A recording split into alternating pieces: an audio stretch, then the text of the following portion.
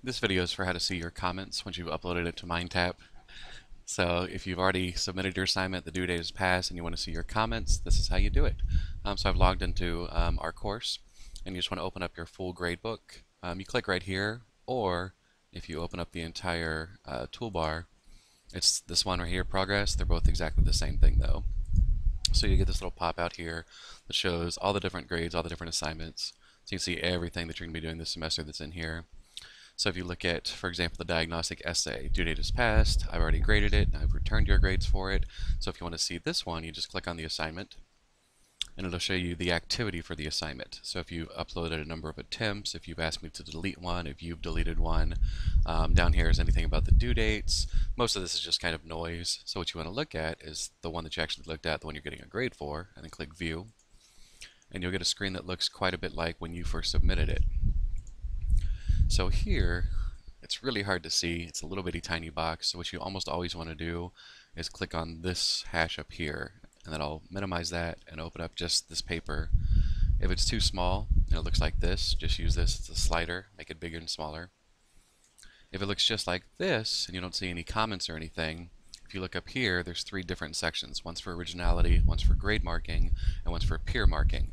I don't use the peer marking, so you'll never have to worry about this one. But for this assignment, since I did put grades on it, it said stuff on top of it. You click grade mark, and it'll show anything that I've put on your paper. So right away you notice these little kind of conversation pop-ups, and if you hover over them, it tells you what my comment is here. And you scroll through it. If it's highlighted and you have a little comment bubble, this is specific to just what's highlighted right here, versus this one, it's just kind of a very general comment for this entire section. There could also be outside of the text comments over here. So if you don't see anything, it's going to be this click one right here. It'll say good, what you did, work on, what you need to work on. If there's a rubric applied to what you're actually looking at, then you'll click on the rubric and it'll tell you what kind of criteria that you got for each of the sections. So this first one, it says average for full paragraphs. Second one says you're failing, this paper is filled with errors. This example says you have superior, it was clear and highly academic thesis statement. So it tells you the different sections of the rubric.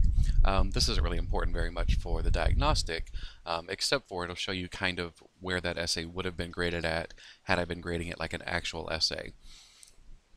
So you look at those if you want to, you can see kind of what the average score would have been for it. But the score that you actually get on any assignment, it's always going to be the one up here at the top right. So this is your total score.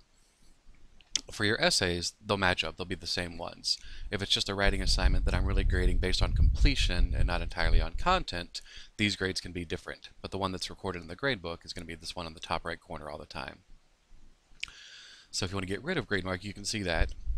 And in the future, I'll show you how to use the originality one. We're not going to use that right now because we're not using any outside sources, but we'll show you that later. If you have any problems, let me know. I'd recommend watching the video at least a couple of times to make sure you get a sense of how to do it.